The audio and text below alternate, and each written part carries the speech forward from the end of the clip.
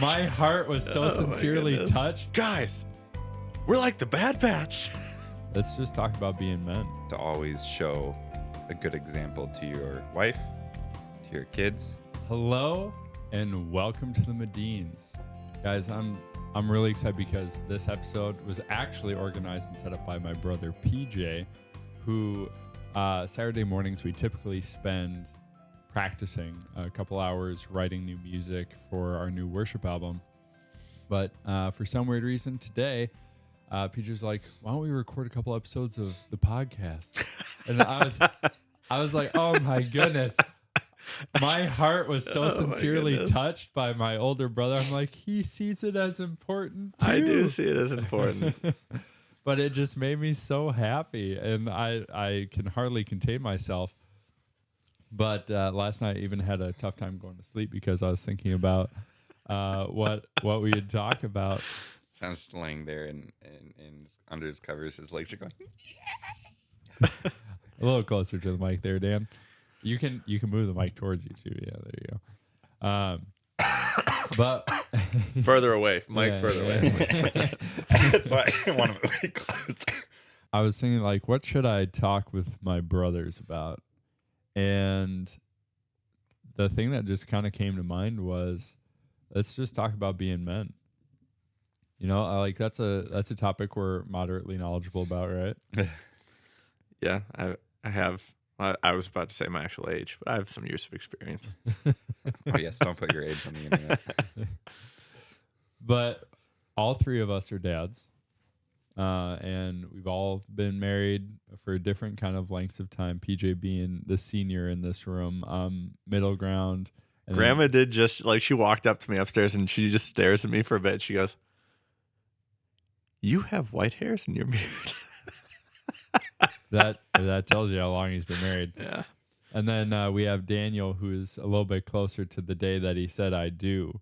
But there's a lot to be gathered from wisdom.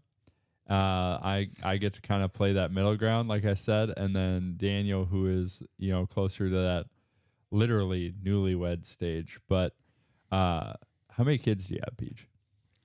I have 4. Lexi, Seth, Caleb, Sophia. I love those kiddos. Daniel? I have 2, Olivia and Josiah. And I have 4 coming on 5. I'm super excited about that. But just talk about men. There's a lot of things that guys have to do.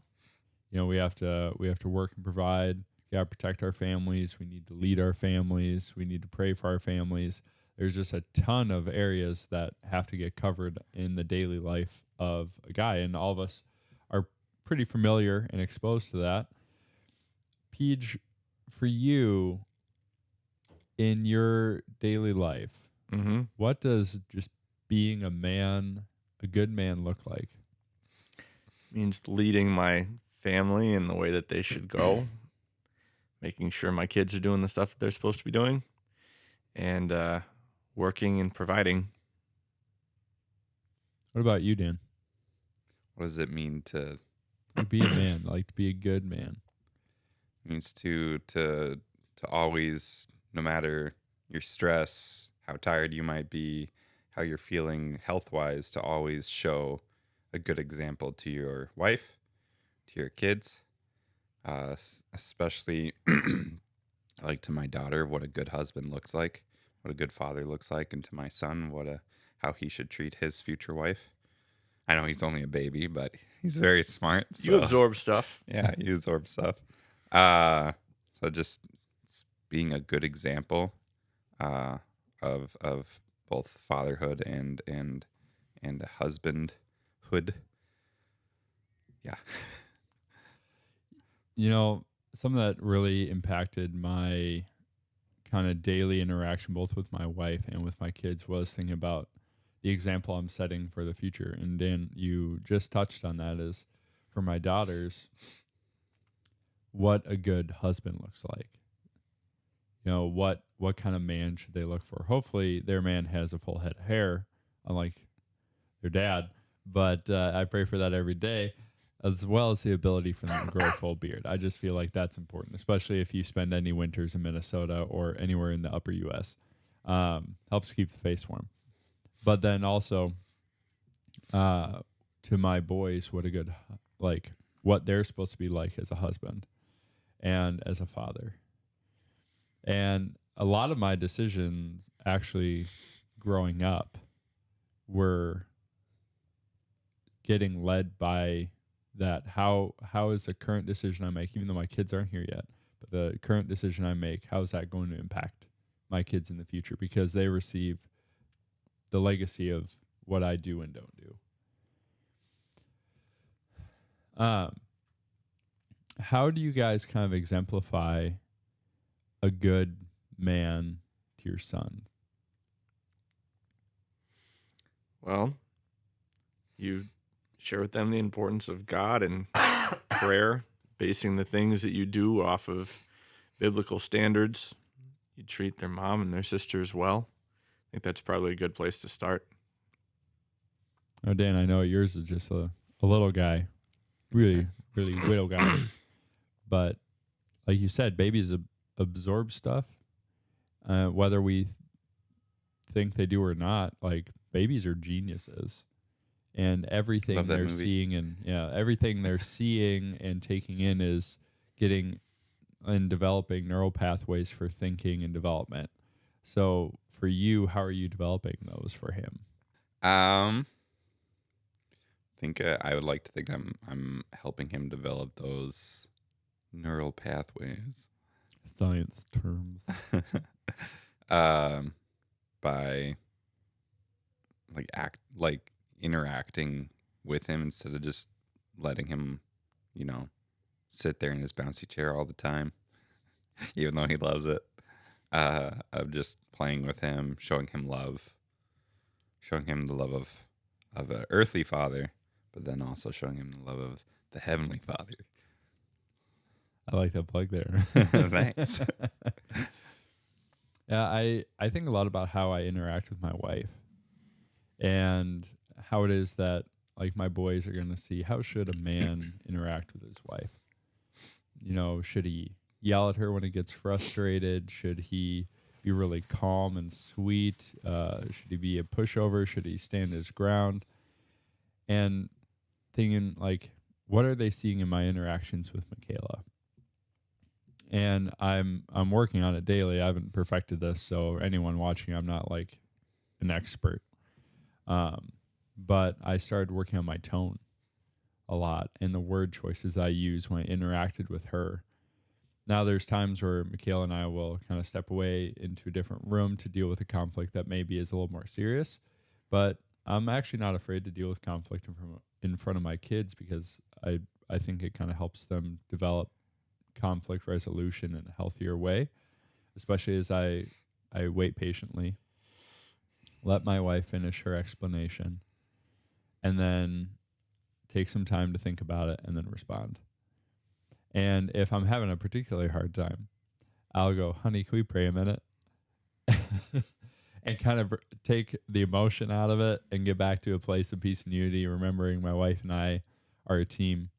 And then show my boys, okay, so a man leads through encouraging prayer in the marriage. He leads by being calm and patient and never interrupting. And he leads by being sweet and gentle. And like I talked about a few episodes back, because I'm communicating with heart when I talk with my wife, not just a person. I'm communicating to her heart. And so what am I communicating in that?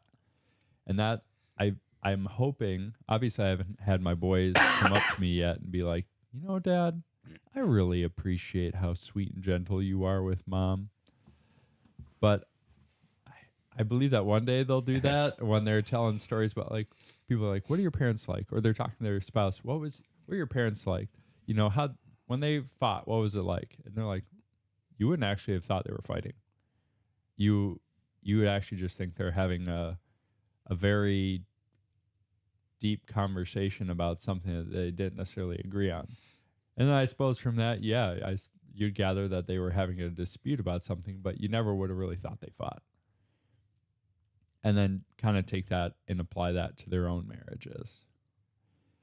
But then, Peach, do you, like thinking ahead, have you thought much in terms of like, do you train your kids for being parents themselves one day? Yeah, I spend a lot of time explaining why it is I'm doing things.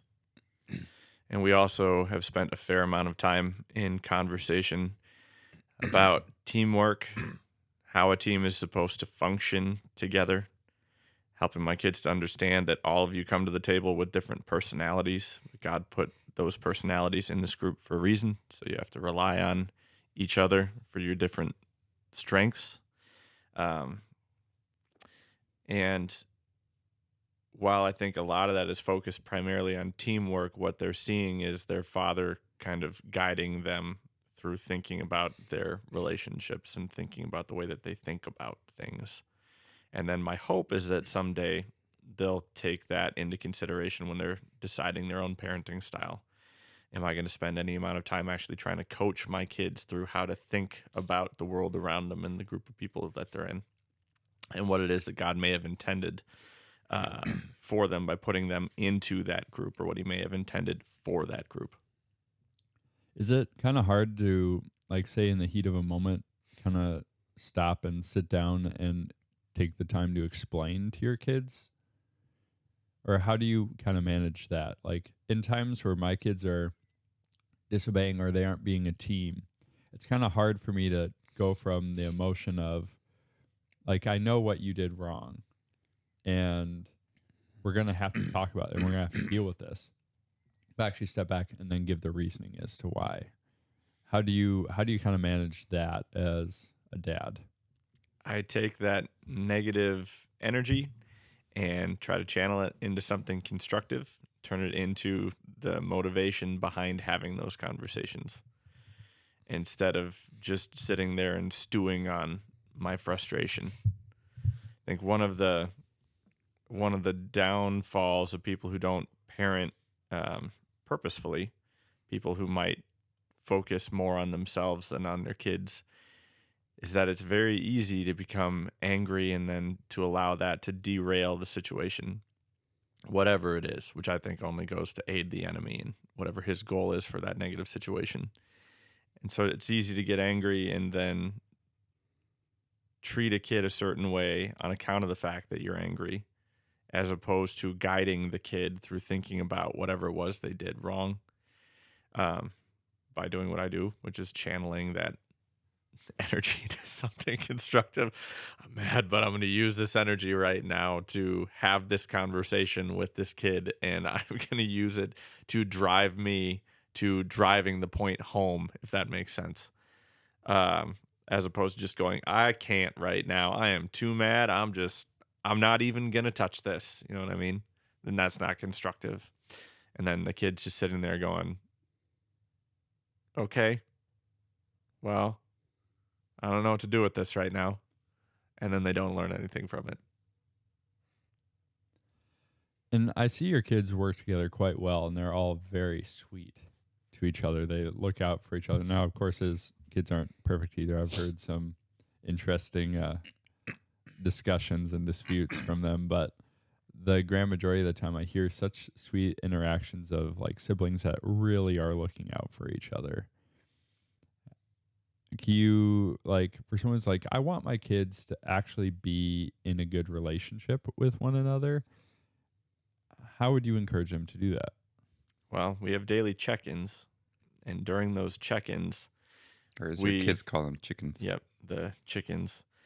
During those chickens, we spend time talking about what it is that God is doing in their life, and oftentimes they'll bring up something that God pointed out through an experience that they had with one of their siblings. And in those times, I have a chance to encourage them in the good stuff and then guide them through how to think about those types of situations. Well, I understand that God taught you a lesson in patience from your sibling or through your sibling, but have you considered why it is that they tend that way? I have one kid in particular who we all know who I'm talking about right now, who's not afraid of much and tends to just charge ahead. The weakness is that it usually comes from an emotional state as opposed to sitting there and thinking about it first before he just charges into the situation. And that tends to stress out one of the other kids in particular, who's very, very rules focused. And so I have to, when I'm talking to that one, be like, yeah, it's great that you're learning a lesson in patience, but I do want you to think about why that one acts the way that he does. And God gave him courage, and he gave him braveness. I don't know. Bravery. Thank you.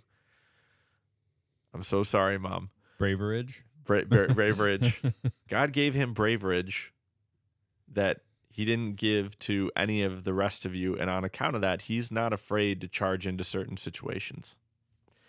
And I can understand how for you that would stress you out, because you like to look at the rules first and take a second to think about things before you charge forward. But you need someone like that on your team in order to have the motivation at times to do the trying things, the things that would tempt you into feeling insecure or afraid. You have to have someone like that who goes, no, we got this, guys. We can absolutely do this. He's like Anakin to your Obi-Wan. Yeah. And then you can sit there and then plan on moving forward, but then rely on your strength, which is to sit here and think about, okay, what are the rules of the situation? We are going to move forward, but what's the smartest way to move forward? And that seems to help quite a bit. I don't know if that answers your question.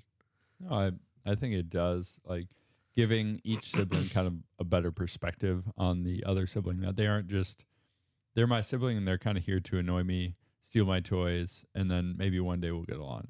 But it's like, no, right now you have the ability to get along and better understand why your sibling does what they do and why they are the way that they are, and kind of also train that reasoning as well, and the ability to understand people with different personality types moving forward. And for now, the training ground is childhood with their siblings. Yep. And that's exactly what I tell them. Like, you're in training right now for what it is that God has for you. And right now you guys are focusing on the teamwork aspect of it. And that seems to mean a lot to them. I don't know if we're allowed to quote popular media to make a point. I don't know if that's a copyright thing. But during a recent conversation with my Star Wars fan child, which is all of them, but one in particular really, really loves it. I was able to say, like, you guys are like the Bad Batch, and I was able to assign each of them pretty easily to each character. I know who Wrecker was. You guys probably know who Wrecker is. I know who he is. And I just said, like, look at the way that team works together in the show. They each have special strengths that the other one doesn't have, and so then they rely on each other for those things. And then the kiddo that I was talking to was like, oh yeah, no, that makes sense. And then they left the check-in. First thing I heard was, guys, we're like the Bad Batch. And the rest of them just thought that was the coolest thing. Which, I mean, in case anyone hasn't noticed, what's on in the background behind me is we're all pretty big Star Wars fans, if that isn't already obvious.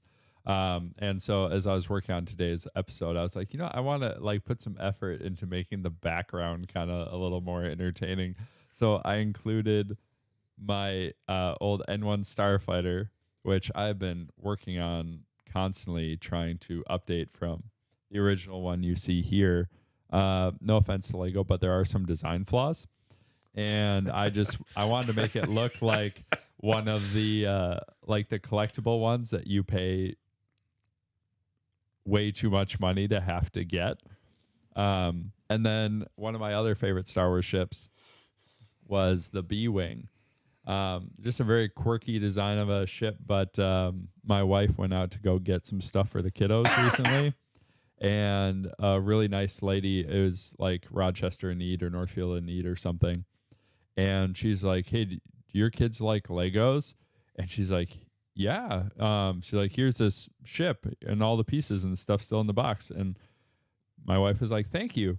I went out to the van. I found that back there, and I came running inside with box in hand, looking at my wife like, you are the best human being in the world. And I said, thank you so much for thinking of me and getting me the ship. And she goes, you're welcome. It was actually for the kids. They'll appreciate it someday. After some discussion, she let me keep it. And so It is for the kids. They get to inherit it. yes, that's right. And they'll get to admire it for years as it sits on the shelf untouched by them. But I'll periodically fly it around the living room. Pew, pew. Shoot their Legos with the little Yeah. play features. By the way, if anyone is ever wondering, my absolute favorite ship is the N1 Starfighter. You know, because everyone was wondering that. I know it's just going to blow up in the comments of what is your favorite Star Wars ship? So if anyone ever found like a collector's version, I'd love to see it. The Chrome Edition. Yeah, like the Chrome Edition. I'm also a big fan of the Razor Crest. And the what is the new collector's one that came out recently? The Venator. I went to the Lego store at the mall recently, and I saw that built and displayed. I was like, that is my childhood dream. I didn't even know about it when I was a child, but I have gone back in time, and this is my childhood dream right here. I went to the bricks and minifigs. I might have butchered that, but anyway. I think that's what it's called. Yeah. Okay, good. I got those two words mixed before. Anyway, I went there, which is a great store. It was like heaven on earth. You know, going in there, seeing all the the collectible items, and it's a secondhand. So, it's just like it's super fun to see all the Lego sets that people are donating to it. And I saw one of the huge ships on display overhead, and I was just like, my jaw actually dropped the moment I walked in the store and laid eyes on the ship.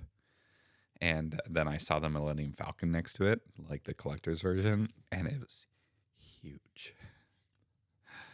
I think a great way to train your kids is to remember kind of what it was like being a kid.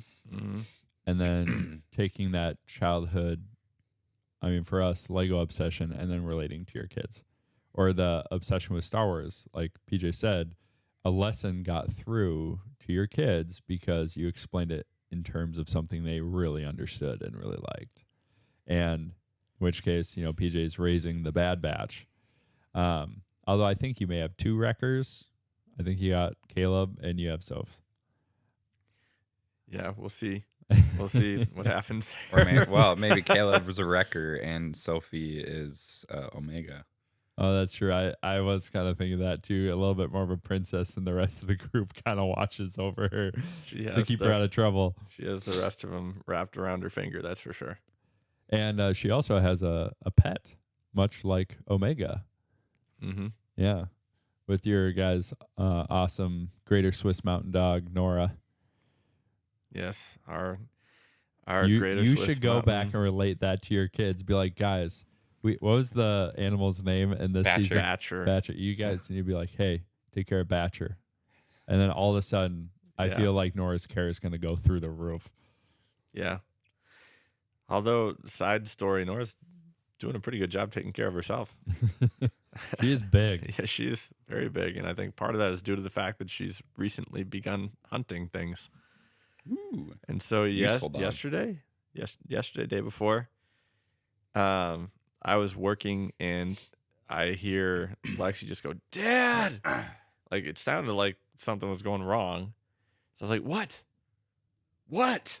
Lexi, what's wrong? Dad!" I'm like, "What, Lex?"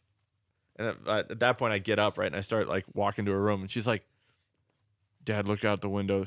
Nora's fighting something with teeth." Like, what? And I looked out, and she was fighting, well, we think it was a groundhog, because it kind of looked like a small beaver. And so I grabbed a firearm and went outside. Because we live out in the country. Yeah. and went outside, and she's got this thing down on the ground. She's like trying to like catch it again, and it keeps like trying to bite her. And so then I shot it, and she started carrying it around like this thing that she had proudly Killed.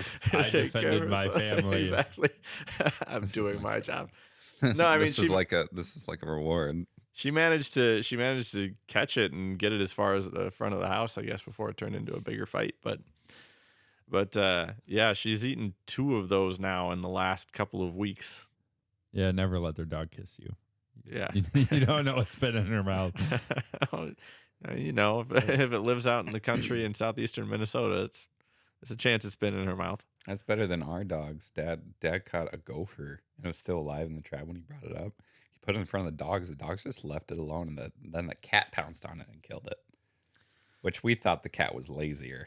But And you She used know, to follow us around when we were gopher hunting. that's true. cat follows me around now when I feed chickens. But that's just because she's needy. Our cat is so old. I'm pretty sure she belonged to Moses. But you know, having animals, you like, especially when they kill other like little critters and stuff from being out in the country, like nuisance critters, like they get kind of stinky. And there's actually a great solution for that. Humble soap. Whoa! Product placement. Guys, if you're looking for soap, maybe for your dog, but I think mostly for yourself, I don't know if those are meant for animals. someone try it out. Let me know. This stuff smells amazing. It's Star Anise and Palmarosa. So I had the travel see size one of the other ones? soap. Yeah. I had the travel size soap for a while, but then I got this new pack, and I'm really excited about it because I just love bars of soap, and that's what I use in the shower to clean. And to smell like this all the time would be wonderful. But something that you guys should all know about Humble is that all their products are completely natural, even the containers that they come in and the ink that they have all their branding and writing and descriptions on the box, all biodegradable. Wow. Yeah, and it only takes, I think it was like 3 months for it to completely dissolve once it's all said and done. So if you guys are looking to increase your scent game, go check out Humble. Use our link in the description, and you'll get an extra 15% off, as well as help support the channel. But they got more than bars of soap. They got deodorants as well, and they got lip balm. I've used all of it, and I love it. I'm not a big lip balm fan. But I have been spending some more time kissing my wife, so it's been a little bit more of a need, and it's done the job. There comes the inner John Medin from PJ. We don't talk about that here. As all you guys know through all these episodes now, I absolutely adore my wife. So any chance I have to be able to plug how amazing she is, I'll take full advantage of that. But anyway, go check out Humble. Utilize our link. Get an extra 15% off on your next order. So, guys, we only have about a minute left. I really want to thank you for taking the time to be able to talk with me today. I know that you guys are my family and you're kind of required, said mom and dad, but I really appreciate the effort that you put in. I love you guys so much. We love you too. And I love you. I look forward to the next episodes coming here, and we'll look forward to seeing you next time on Welcome to Medin.